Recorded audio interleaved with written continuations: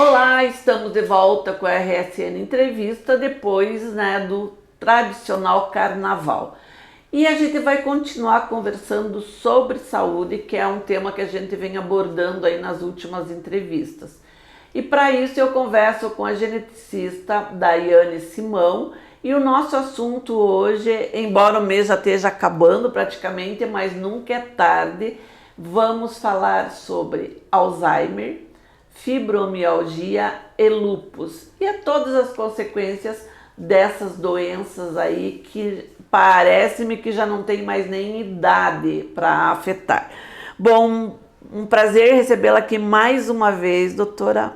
Vamos conversar sobre Alzheimer? Vamos lá, Cristina, também um prazer estar aqui novamente, nesse diálogo com os seus espectadores e vamos falar de Fevereiro Roxo. Então, justamente.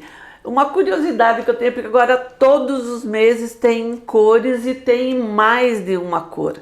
No caso do fevereiro, nós temos o roxo, mas temos 3 temas sendo abordados. Porque uma doença, então, no caso, o Alzheimer, a fibromialgia e o lúpus, tem uma conexão entre esses 3? E além das 3, Cristina, só fazer um parêntese aqui, como geneticista, eu não poderia lembrar que fevereiro foi escolhido também como o mês das doenças raras. Então, a maioria das doenças raras, 80% tem causa genética. E por que escolheu, você falou agora todo mês tem uma temática de saúde. Essas condições que você falou, o Alzheimer, o lúpus e a fibromialgia, são condições crônicas, para as quais nós não temos ainda um tratamento efetivo, Os tratamentos eles são buscando melhorar a qualidade de vida dessas pessoas e elas são condições que essa cronicidade compromete muito a qualidade de vida. Então elas compartilham e assim como as doenças raras elas vieram em fevereiro, porque fevereiro é um mês menor, ele é um mês diferente dos outros meses. Então são condições que elas foram vistas como diferentes e colocadas assim, nesse grupo para fazer o diálogo e pensar. Essas temáticas que vêm acontecendo cada vez mais, tendo essas bandeiras de cores, elas têm um primeiro aspecto, que é o aspecto preventivo. Então vamos identificar causas e seguir aquelas recomendações que vão nos ajudar à prevenção. E em segundo lugar, elas têm um aspecto de suporte àquelas pessoas, as doenças raras mesmo.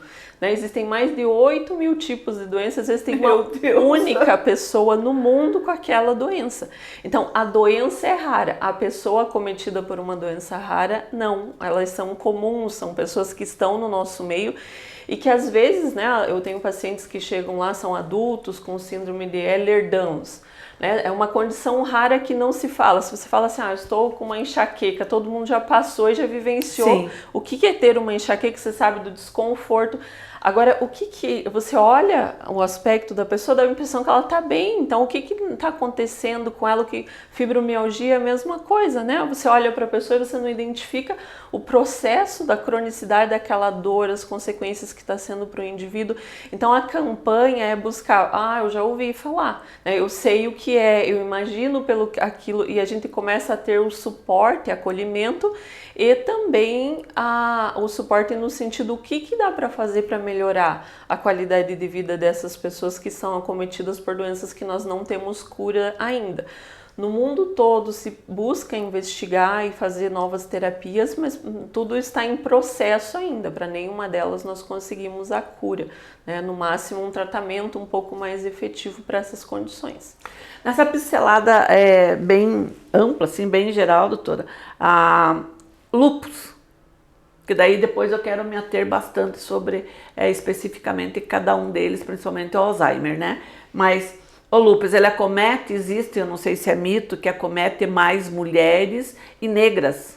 Isso, ele tem uma maior frequência nessas populações, porque o lúpus é um tipo de doença autoimune em que, em algum momento, começa-se a ter ali o processo de reconhecimento do próprio organismo com essa produção de anticorpos, e aí as frequências são diferentes dentro de cada população. Assim como a fibromialgia também é mais frequente nas mulheres, O grupo que é mais acometido também são as mulheres para fibromialgia. Bom, o Alzheimer, pelo que a gente tem percebido, e ele está muito assim na moda, vamos assim dizer, porque ele tem atacado pessoas famosas, né? E aí a imprensa mundial traz isso à tona, que é o caso do ator Bruce Willis, que agora foi diagnosticado com demência. Existe um paralelo entre Alzheimer e a demência ou é uma consequência, uma evolução, vamos assim dizer? Então, a palavra demência, ele é um termo que a gente usa, um guarda-chuva, para você falar um conjunto de características que atinge o sistema cognitivo e as atividades de vida diária. A partir do momento que entra no estágio demencial, você já não consegue mais realizar coisas que eram cotidianas. Das atividades cognitivas, a primeira que a gente lembra que pode ser afetada é a memória. Quando o quadro cognitivo cursa para a memória, é a demência de Alzheimer. E aí existem outros tipos de demência que vão entrar no bloco de irreversíveis. Então, uma demência irreversível, você tem perda neuronal, uma degeneração, e você não consegue retroceder a isso. Instaurado um quadro neurodegenerativo, só vai tendo a evolução do quadro clínico, né? Ela vai progressivamente perdendo a memória. E aí é uma coisa que vou fazer um parêntese aqui para a gente falar, é a memória a recente, né?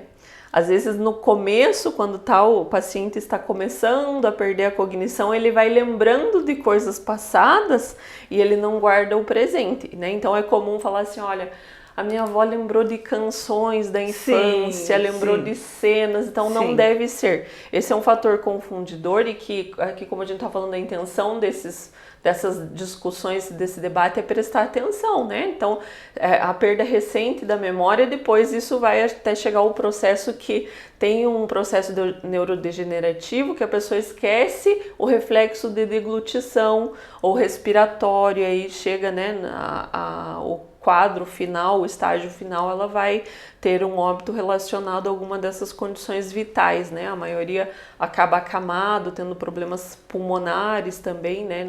Aí num quadro que pode durar 20 anos, 10 anos, né? É muito diferente para cada pessoa, porque nós estamos falando desse guarda-chuva de condições. Então, o Alzheimer pode ser uma outra demência que curse com a parte racional no sentido frontotemporal. E aí a pessoa começa a ter comportamentos bizarros ou que não era próprio dela, desinibição, começa a gostar de jogos. E aí ela vai vendo, ela tá com uma demência frontotemporal. Ou então a pessoa nomeava objetos e de repente ela começa a esquecer palavras, trocar palavras, aí é uma excursando para uma afasia. Essas, elas são, a primeira mais frequente é o Alzheimer, depois vem outras, tem a demência de corpus de Levy, né? A pessoa tem muita síncope, então lá tem quedas com muita frequência, ela é bem próxima do Alzheimer, só que a pessoa relata, ela tem visualizações, né? Ela olha aqui e te descreve perfeitamente, estou enxergando um passarinho azul, né? E são esses delírios que acompanham também. Então, o bloco de demências que nós conhecemos degenerativas ali, são essas três as principais, tem a demência que corre com o AVC, então a pessoa tem a demência que é vascular, né? Então ocorreu algum processo ali que ela teve esse acidente vascular e passou a demenciar por conta disso. E nós temos as que são reversíveis, um quadro demencial onde a pessoa começa a ter perda de memória por falta de B12. Então, tá chegando a terceira idade, às vezes a questão dentária, né?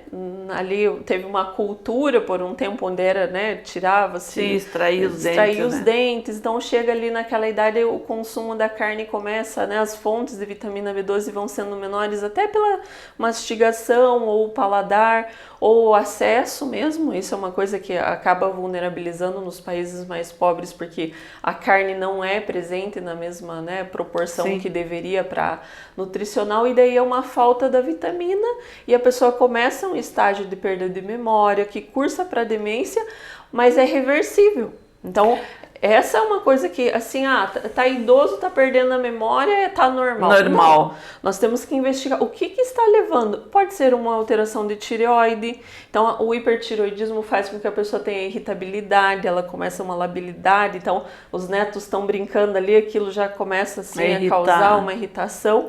Começa a ter perda de memória significativa e com isso você vai fazer, né, o profissional vai ter que pedir todos os exames clínicos, fazer as testagens de rastreio e identificar, olha, esse idoso não é, e daí o processo, vamos cuidar desse idoso, vamos deixar ele lá, ele não vai fazer nada, não vamos dar atividade nenhuma, e isso acelera o processo demencial, porque né, falando, né, as celebridades que têm aparecido têm dado, né, chamado a atenção.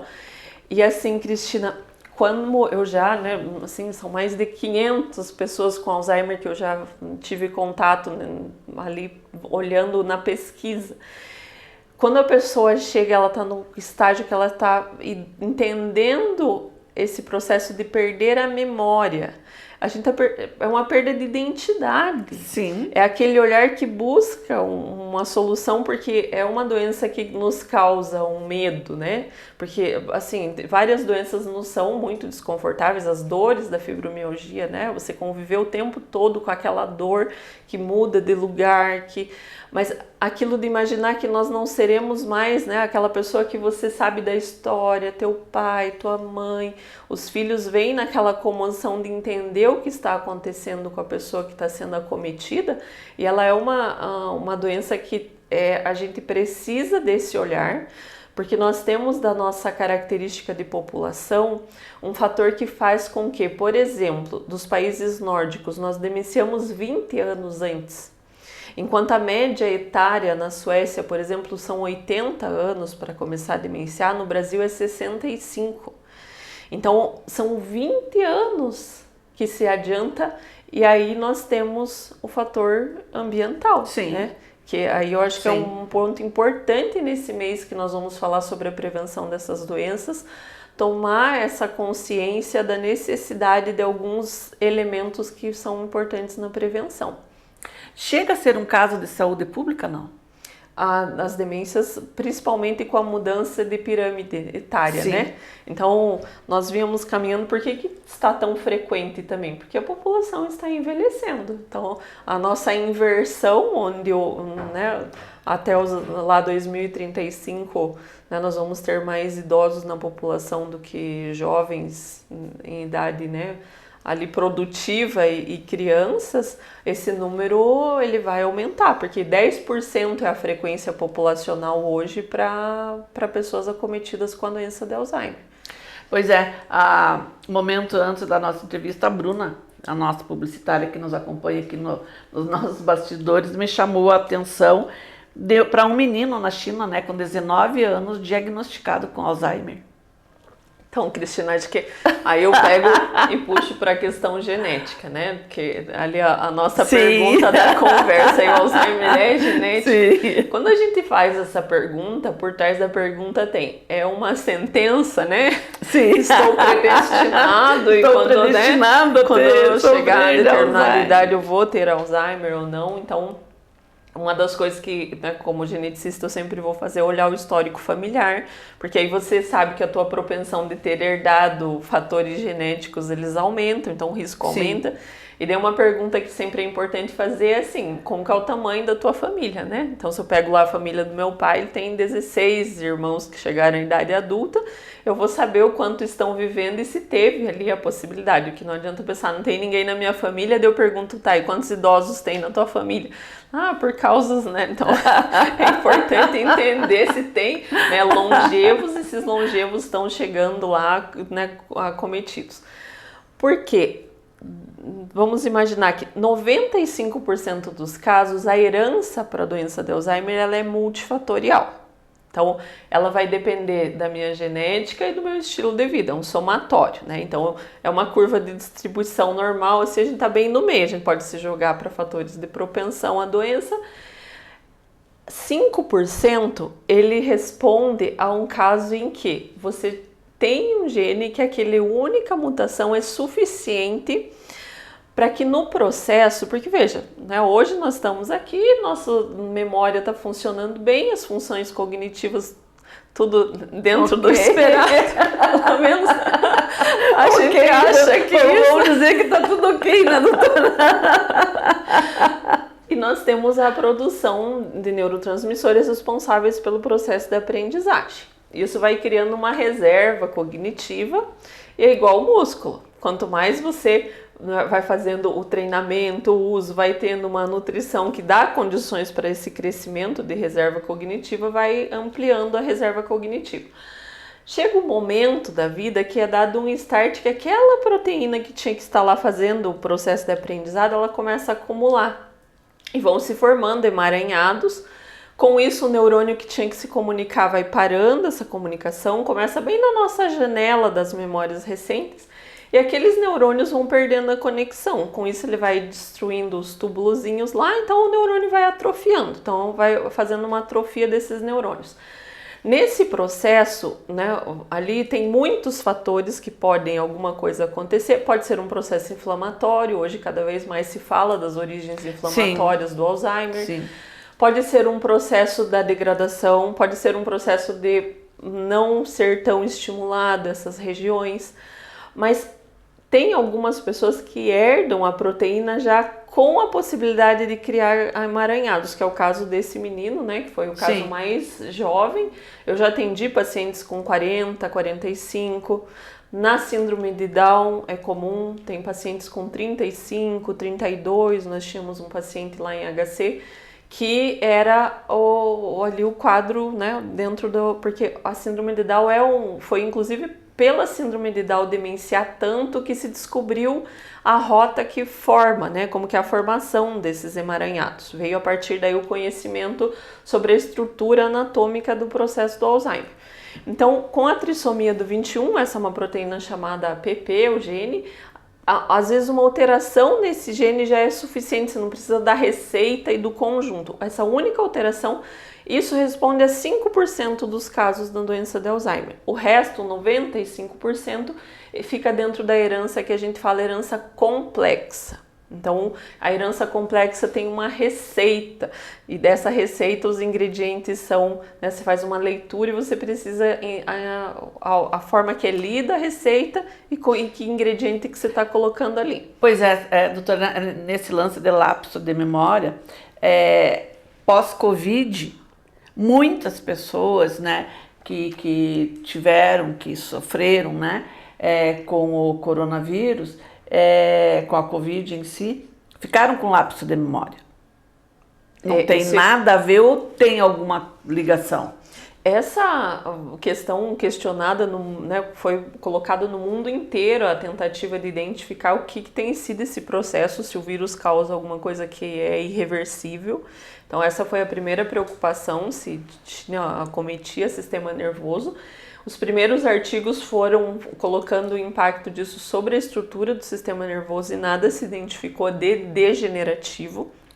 E as teorias até agora, né, num processo que ainda não está totalmente corroborado, é que tenha um gasto muito grande energético, um gasto de proteínas que são importantes para o nosso sistema nervoso, que se direcionam para o sistema imune e você acaba tendo déficit em sistema cognitivo. Porque o nosso cérebro ele só aceita a glicose que vem de imediato, então a glicose é tão importante, né? Essas funções, Sim. O nosso desejo pelo açúcar é por essas especificidades do sistema nervoso. E como você tem um vírus com estratégias tão diferentes de ataque, o teu sistema tem uma alteração orgânica, metabólica, então essa chuva de interleucinas fazendo esse processo inflamatório, mas até então o que a gente sabe é que provavelmente não é um processo degenerativo, então ele tem a possibilidade com o tempo nessa intervenção, colocando aqueles nutrientes que estão faltando e agindo sobre o processo de tirar essa inflamação, a memória vai voltar, né? Essa é a expectativa conforme tem sido conduzidas as investigações. Pois é, porque eu acho que, não sei, Guarapuava, só para você ter uma ideia, comentando assim numa roda de amigas que eu ia abordar esse assunto, né? Em questão assim de 1 hora mais ou menos de conversa, eu fiquei sabendo de 4 pessoas conhecidas, né? Não são assim do teu hall de amizade, mas que você conhece e que há muito tempo você não vê, e aí vem, né? Ah, fulana tá com Alzheimer, ah, fulana tá com Alzheimer. Quer dizer, ela tá sendo uma doença recorrente? A frequência provavelmente tem a ver com isso da faixa etária, né, que tem mudado. E aí tem os fatores que eu falei em relação à questão ambiental, né, que seria no sentido de que nós estamos mudando, né, hábitos de vida, hábitos alimentares, atividade física, essa questão de estímulo cognitivo, e isso propicia, né, os casos como esse reconhecimento, né, do Alzheimer com uma frequência mais aumentada. Então, quando a gente olha disso que eu estava falando da parte genética, por exemplo, doença cardíaca, é mais frequente problemas cardíacos na América, de uma forma geral, América do Sul, né, América do Norte, do que na Europa mais nórdica, assim. Então, Mediterrâneo é um lugar que tem pouco Alzheimer e tem pouco problema cardíaco também. Então, você entende que tem mais fator ambiental do que genético. Porque a investigação da parte genética também, porque tem uma ilha lá que foi um estudo bem grande para tentar achar a causa de genes também, né? Essa busca pelos genes, né? Hoje são descritos mais de 20 genes relacionados com a doença de Alzheimer.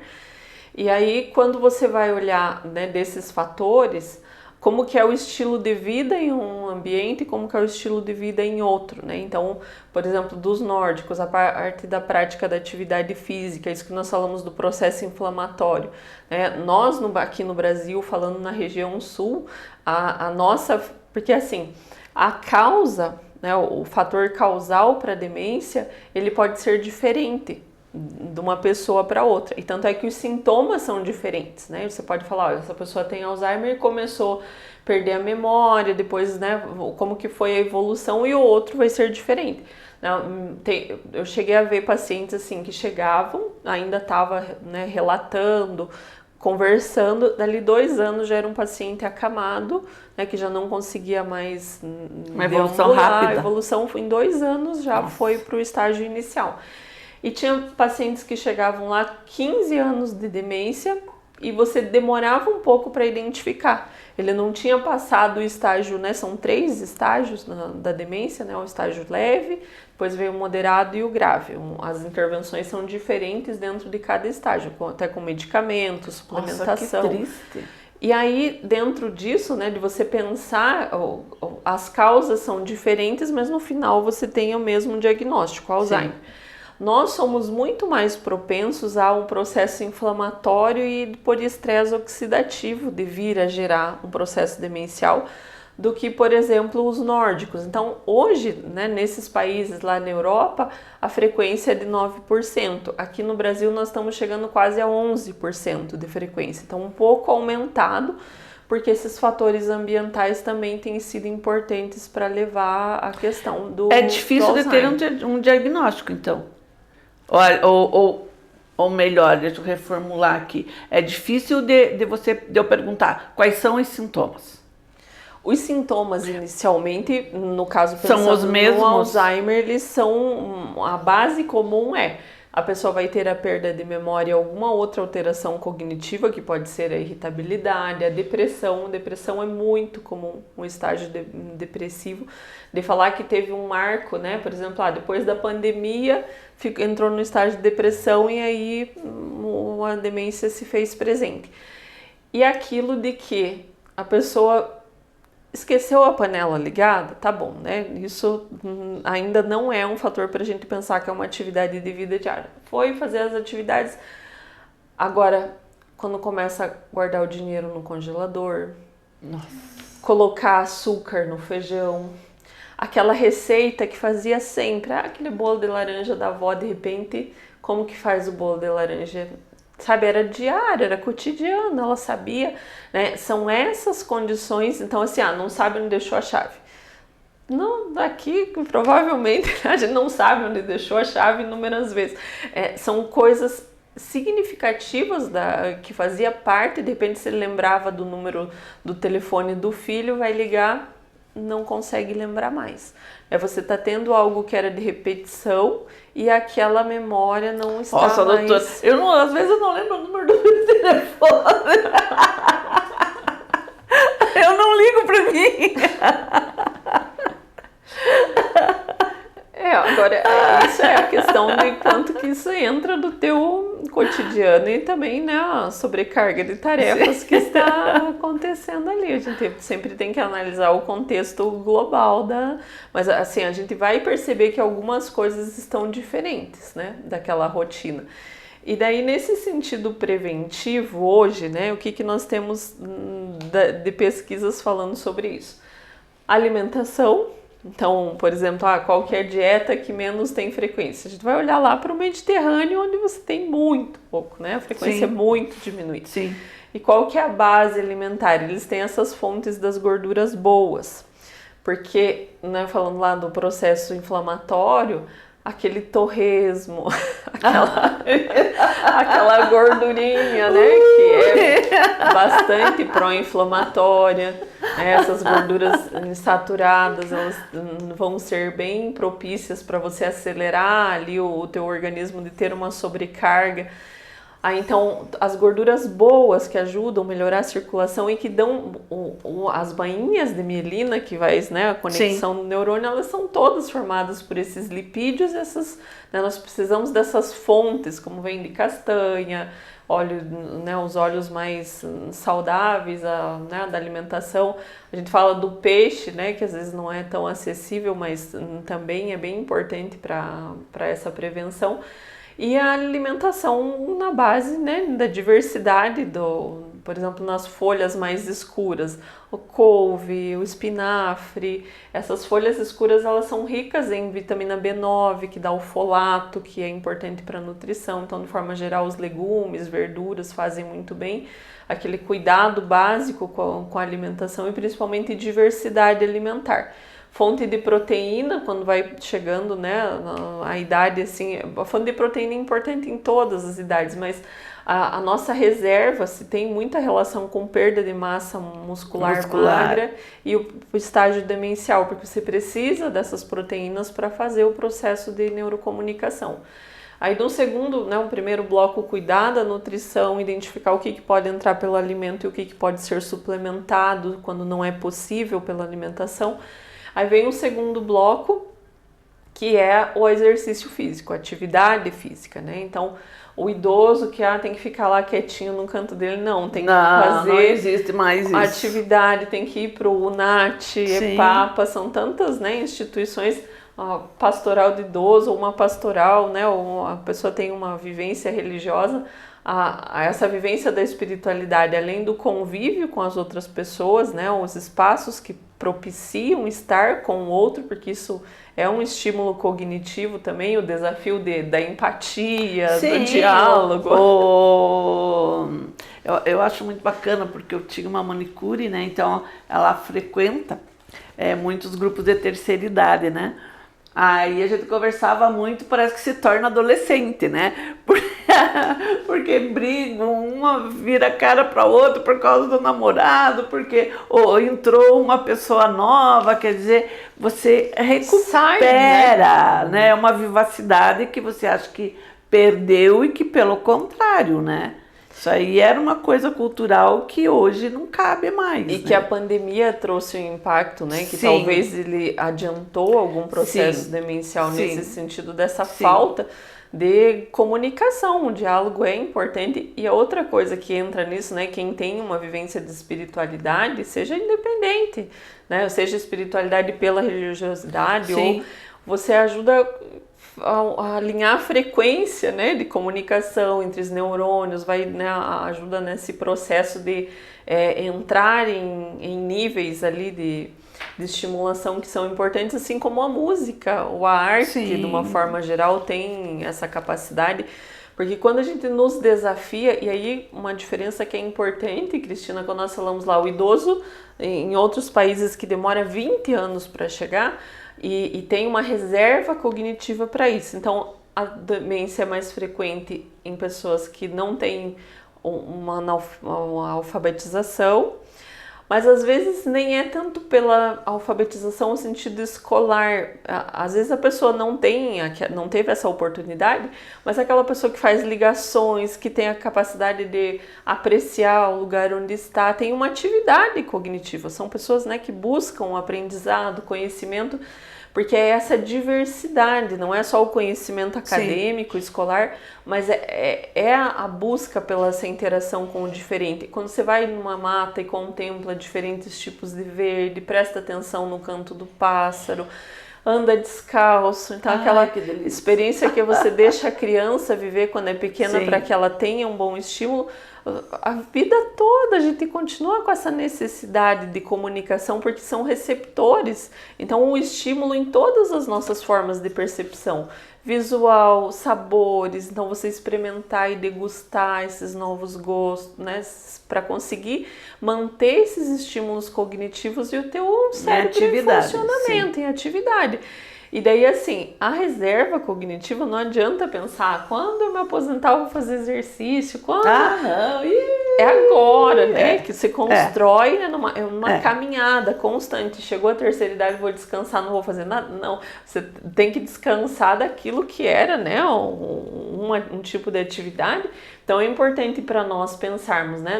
Na pessoa que está...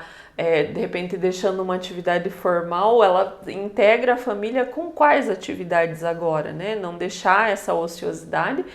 E a atividade física, assim, existem inúmeros, assim, a gente passaria falando de todos os benefícios, mas o primeiro deles, o neurotransmissor que faz essa comunicação, e por exemplo os inibidores, os medicamentos hoje que tem para Alzheimer, é inibidor da degradação da acetilcolina. A gente quer mais acetilcolina no cérebro para reduzir o sintoma do Alzheimer. Lá no cérebro ela tem essa função, aprendizado, memória.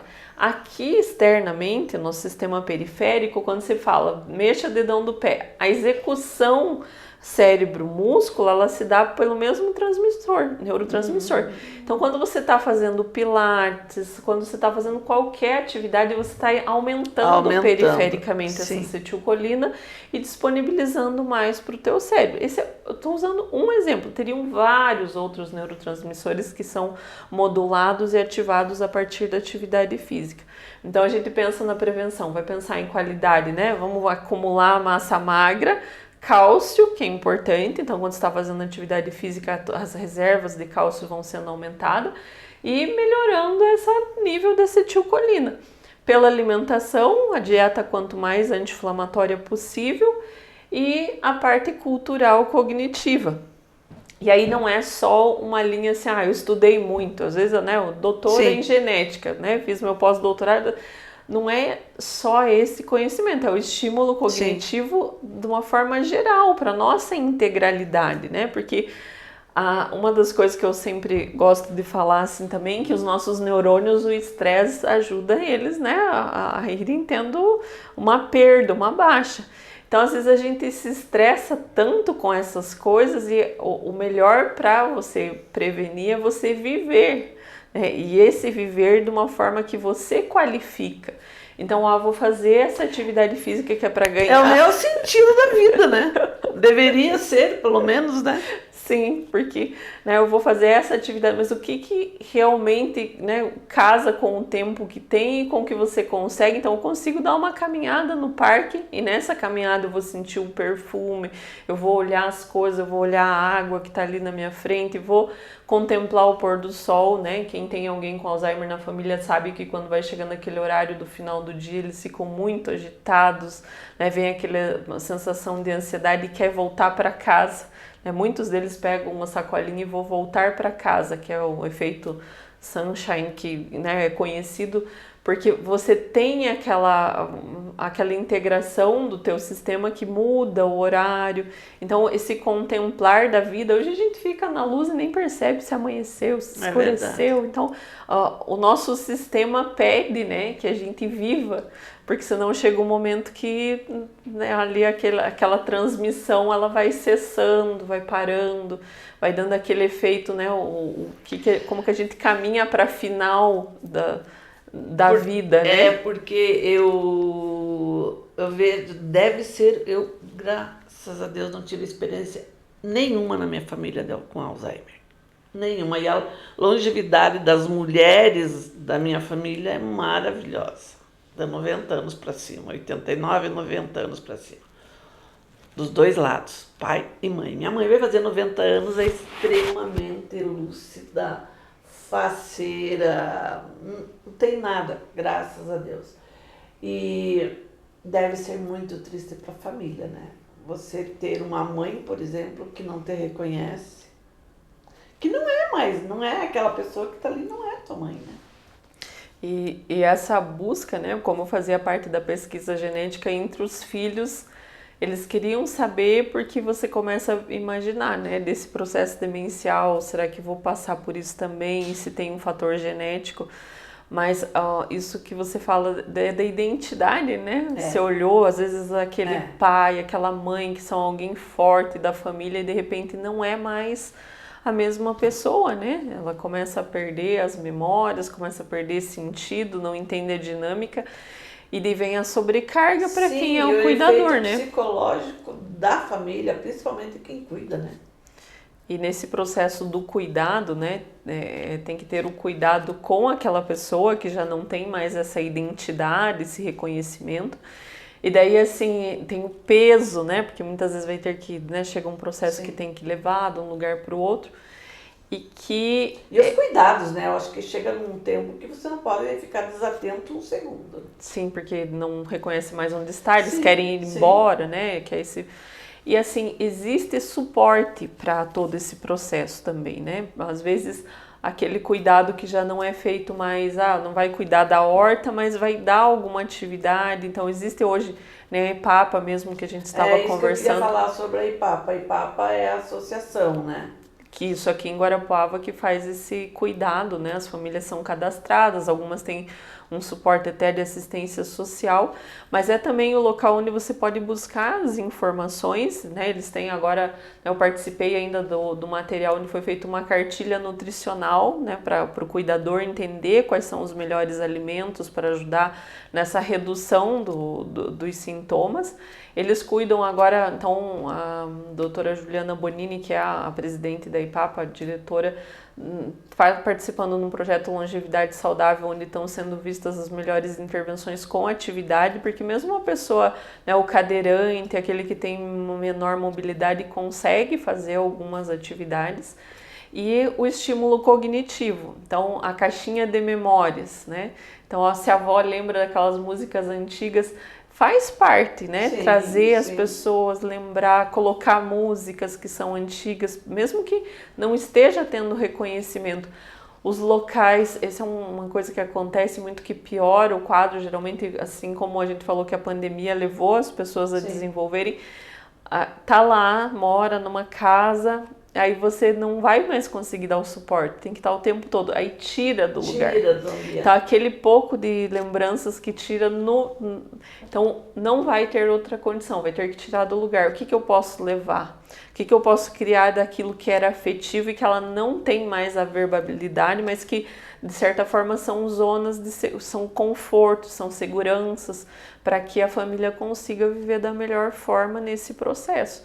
Então, essa busca por informações, e que nós estamos no mês para falar disso, é que as famílias, né, devem buscar esse apoio, esses centros, esse conhecimento do que é possível ainda fazer para diminuir essa sobrecarga que acaba ficando sobre os cuidadores. Bom, doutora, a gente se ateve bastante no Alzheimer e acabou não falando da fibromialgia e do lúpus, né? Ou da lúpus. Uma pincelada bem rápida, pelo menos, sobre quais são os principais sintomas para que as pessoas, porque eu acho que grande parte você sente, mas não sabe o que você tem, né? A fibromialgia, Cristina, eu tenho até uma questão familiar, assim, né, que aconteceu que o diagnóstico da fibromialgia, ela precisa de bastante cuidado. Então, às vezes as pessoas dizem, tenho dor que muda de lugar, mas deve ser normal. Então, vai indo um ponto até que fica insuportável, que a pessoa vai procurar ajuda. E o exemplo que eu falo foi, minha mãe, ela teve um diagnóstico de fibromialgia por muito tempo e, na verdade, era uma outra condição que infelizmente a fibromialgia acaba que não acha muito a causa, é fibromialgia. Então esse é um cuidado que a gente precisa e que chama a atenção, né? Para olhar os sintomas da fibromialgia, porque inicialmente são dores que não têm necessariamente um local, então um dia uma dor crônica que circula e que tem essas fases onde vai melhorando, tendo uma melhora, um movimento, e com isso vem a depressão, às vezes vem algumas condições mentais, vem dor de cabeça, enxaqueca também está presente, um cansaço, a pessoa pode dormir muitas horas, pode passar vários momentos e ela não consegue essa sensação de descanso. Às vezes vem algumas síncopes também associado, um quadro, né, que tem umas tonturas ou vertigens, então isso faz parte ali do quadro da fibromialgia. E ela também é crônica e progressiva, essas dores no momento que elas vão indo e voltando, de repente elas podem permanecer por um bom tempo. E geralmente essas dores elas têm um alívio com alguma intervenção com a fisioterapia, com a hidroginástica, que é um exercício que é bastante feito, porque ele é uma mensagem de dor no cérebro, né? Você tem ali, de repente, percepções no teu organismo, e daí aquela dor que muda o tempo, o clima, a dor vem, porque você começa a ter sensações distorcidas do processo de dor. Então são alguns receptores que começam a perceber dor quando tem uma mudança ambiental. Então ficou muito tempo num lugar, ou, né, alguma condição que vai fazendo aquela dor se exacerbar. Tem pessoas que com alguma medicação vão tendo alívio da dor e em alguns casos não tem medicamento que faça aquela dor cessar, né? Isso é um paliativo ali. E aí a intervenção geralmente vai fazer algumas mudanças alimentares, vai fazer identificar qual que é o medicamento para cuidado de dor que responde melhor e fazer controle para diminuir ao máximo o processo inflamatório. Por qualquer inflamação aí vai fazer a dor ficar muito mais forte.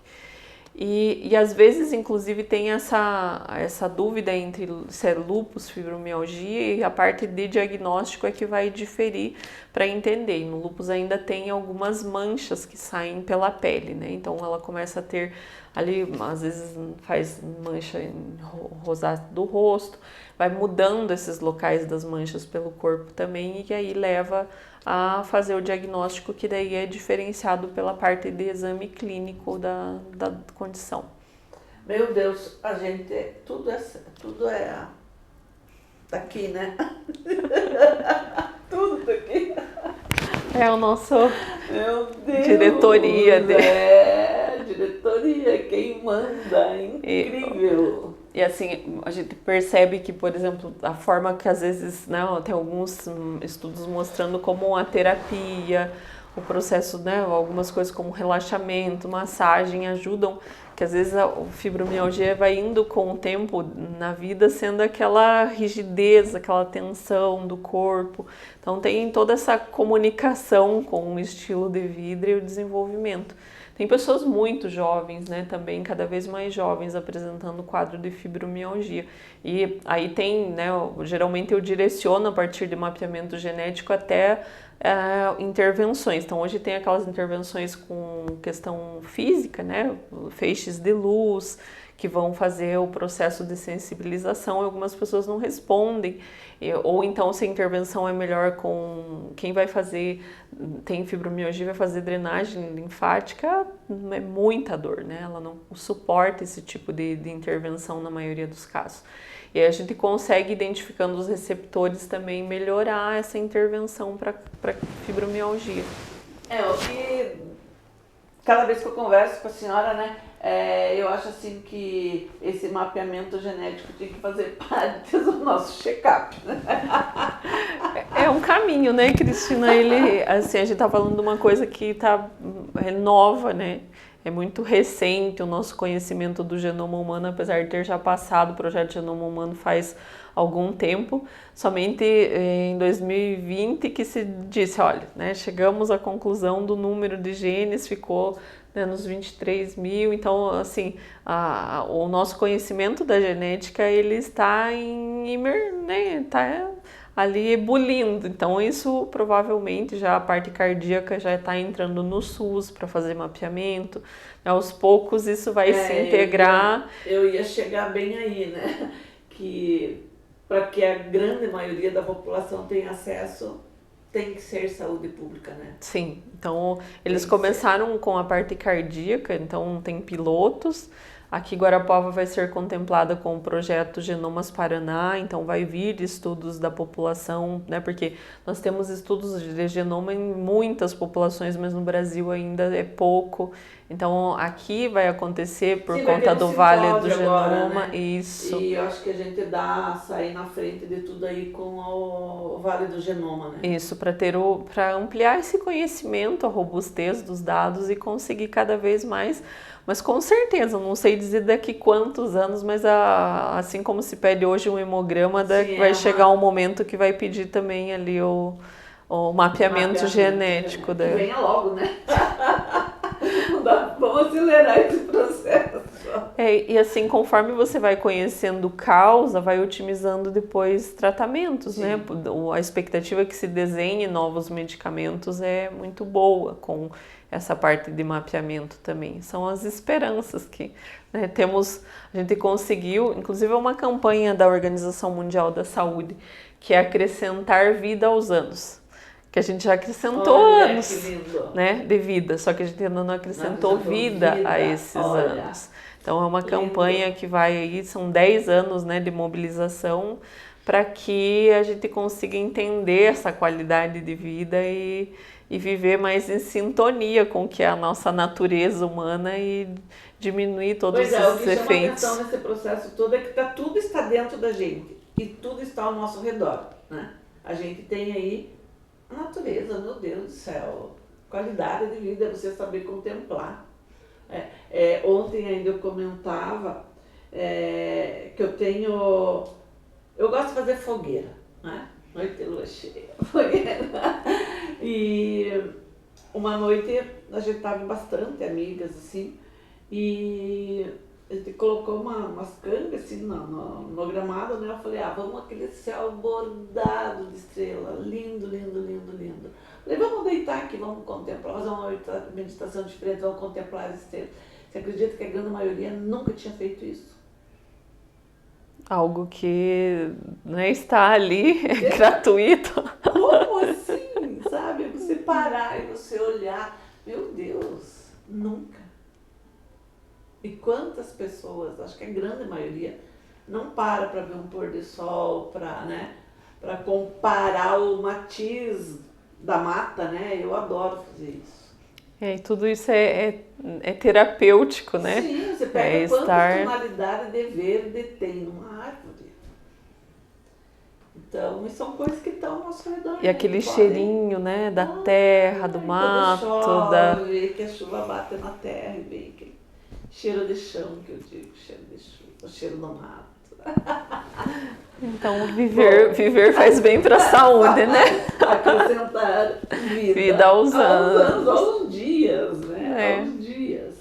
Bom, doutora, eu queria agradecer mais uma vez a sua presença aqui. Quero trazê-la outras vezes, porque a gente está sentindo muita essa necessidade, mesmo conversando com as pessoas, assim, de que a gente traga mais informações sobre a saúde, né? Porque a gente não se conhece, né? Mas eu fico à disposição, Cristina, é sempre uma satisfação vir aqui, compartilhar, né, esse conhecimento, essa expectativa que nós temos realmente de acrescentar essa vida, né, essa qualidade de saúde, então pode deixar que eu volto. Sim, porque eu acho bacana, né, pós-doc, né, então compartilhar quantos anos estudando, né, então vamos socializar esse conhecimento, né, eu acho que é uma questão até bem grande de responsabilidade social, tanto nossa em ser um instrumento e tanto sua em compartilhar esse conhecimento, né? Bom, obrigada mais uma vez então, e olha aí, gente, mapeamento genético para qualquer doença, né? Doutora Daiane, dá o seu contato, por favor. Então, nas redes sociais eu tenho no Instagram, doutora Daiane Simão, né? Pode adicionar lá. E também lá vocês já vão encontrar no Instagram da Clínica Genitor, então vocês achando o meu contato também, na Genitor lá tem o nosso WhatsApp, para quem quiser agendar consultas ou ter mais informações. Bacana, e se você achar assim que você deve fazer uma terapia, o casal perfeito está aqui, né? Dr. Jefferson, que é o esposo da doutora Daiane, então entra nessa parte de terapia. Isso, então Na o mesma contato clínica, dele né, também doutora? é lá com a Sim. genitora e nós atendemos na Clínica Dominus, né? Quem quiser agendar a consulta é só ligar lá na clínica. E são grandes parceiros aqui do nosso portal. Bom, então, descanse do carnaval. Hoje já é quinta-feira, né? Tem aí mais um pouquinho da semana. E aí o Brasil vai começar a trabalhar realmente, né? Isso aí já é meio que um jargão, né? De que o Brasil só começa a funcionar mesmo após o carnaval. Então vamos lá, né? Obrigada a todos. Continuem ligados no seu portal www.redesudnoticias.com.br.